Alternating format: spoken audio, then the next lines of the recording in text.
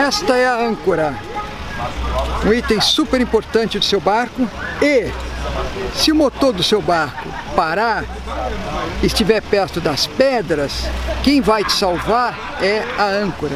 Por isso que a âncora deve ser muito bem escolhida, tem que ser na medida para o seu barco, e os acessórios, manilha, corrente, amarra, todos condizentes com o tipo de âncora que você vai utilizar. Basicamente, essa é uma âncora tipo Danforth, que você tem as partes principais, haste, as patas e o cepo. Aqui é o anete, que é feito nessa peça que prende a manilha. Aqui tem um distorcedor, um tornel, que é útil se a âncora subir girando, não dá nó no cabo. Então é importante colocar essa ferragem junto à âncora. É o popular distorcedor, o nome em náutica é tornel.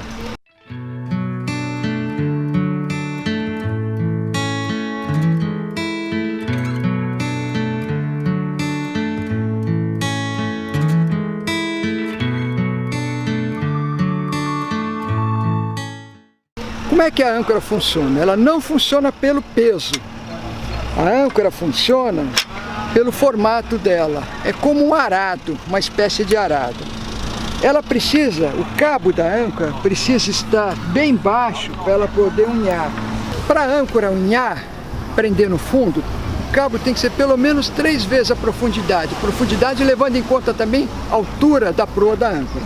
Então, como é que funciona? Se o cabo for curto, a âncora não unha, ela vai arrastando, arrastando, arrastando. Na medida que você vai aumentando o comprimento do cabo, a âncora vai unhando. Quanto mais comprido o cabo, mais ela unha.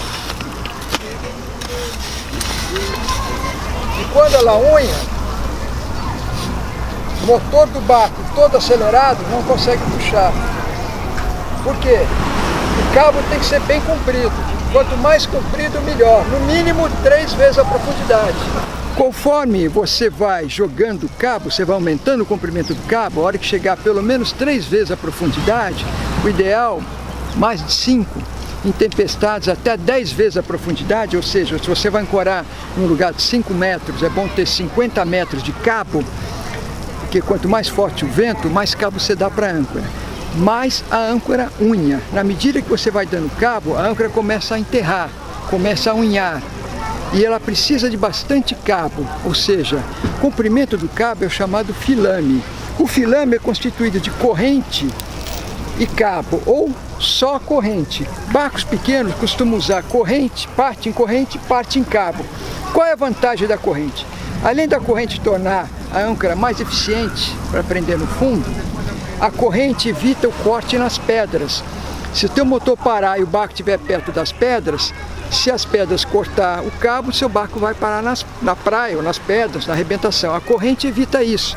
Eu recomendo pelo menos 5 metros. Antes eu usava 3. Um dia eu perdi o barco, quer dizer, foi parar no mar aberto, recuperado, porque a pedra cortou depois dos 3 metros. Hoje eu uso 5 metros de corrente.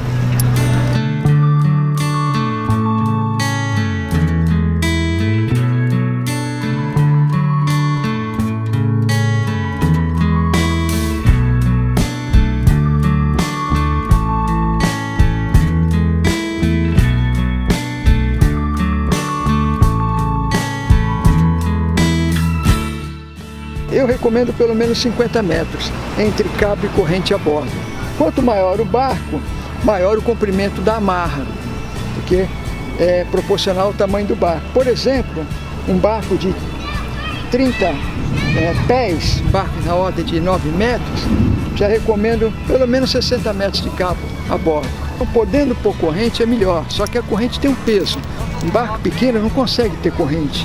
Uma corrente, não essa que é mais fina, mas uma corrente de 8 milímetros, aconselhado para um barco na faixa de 34, 36 pés, 8 milímetros ela pesa 1,5 kg por metro. Então cada metro pesa 1,5 kg. Se você tem 60 metros na proa, você tem 90 kg na proa. Então não é qualquer barco que pode ter 90 kg na proa.